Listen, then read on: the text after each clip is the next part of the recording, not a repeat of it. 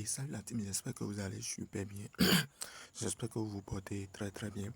Aujourd'hui encore, je suis là pour vous montrer encore une nouvelle faille sur OneXBet qui peut bien vous aider à faire des montants. Je dis bien parce que en cette période même, nous sommes déjà dans les moments des montants. Alors, pour toi qui veux commencer à faire une montante sur OneXBet, je vais te dire simplement de me suivre dans cette vidéo jusqu'à la fin. Et pour les nouveaux venus, abonnez-vous et activez la cloche de notification histoire de ne rien rater pour nos prochaines vidéos à venir. Car sur cette chaîne ici, je partage mes propres analyses techniques secrètes, mes failles et mes astuces. Vous pouvez bien les utiliser pour faire de l'argent en page sportive. Alors les gars, ici rapidement, ce que nous allons faire, on va directement sélectionner un événement du football ici parce qu'on ne va pas trop durer sur la vidéo. Est-ce que vous me suivez un peu? Alors, ici, on clique sur l'événement de West Ham contre Chelsea. Ouais, un peu. Je prends cet événement ici là. Ouais, un peu. Voilà. Et après avoir sélectionné l'événement, je vais vous dire simplement que avant de vous montrer cette meilleure stratégie euh, pour, pour faire vos montants, parce qu'il s'agit d'une vraiment astuce très puissante. Et si tu analyses correctement, toi-même tu peux faire tes propres montants avec. Mais je tiens à demander à tous les nouveaux et les anciens, tous ceux qui veulent commencer cette montante, de tout faire pour abandonner leurs anciens comptes créés depuis l'année passée. Je dis bien parce que quand vous voulez faire vraiment de la montante, il faut tout faire pour avoir votre nouveau compte OneXBet créé.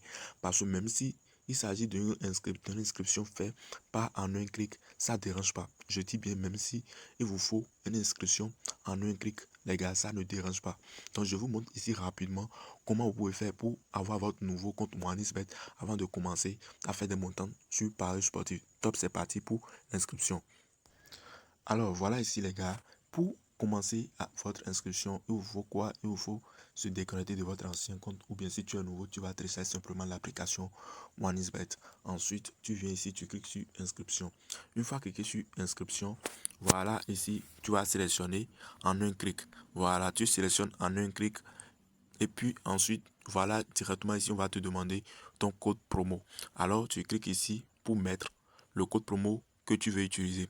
Voilà ici le code promo que je te recommande d'utiliser pour commencer tes montants. Voilà ici, tu mets simplement ce code promo.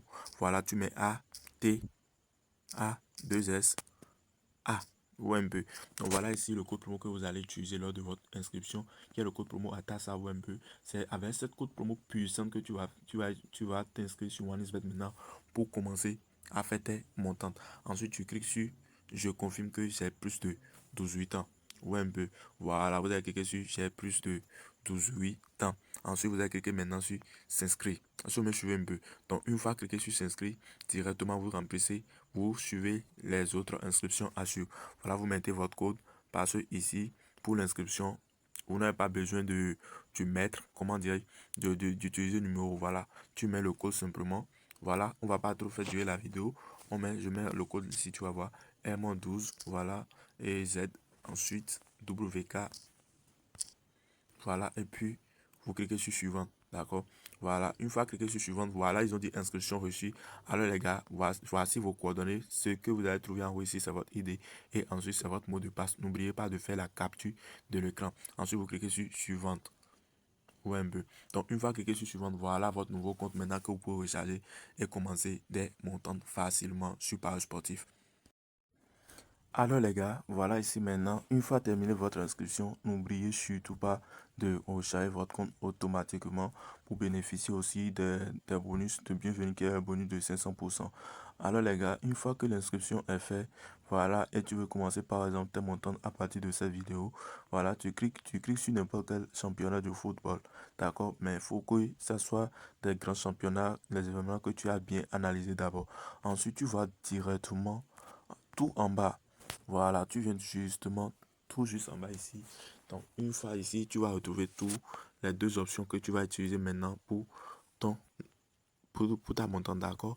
Alors voilà, ici, nous avons équipe 1 va marquer son premier but dans une mi-temps.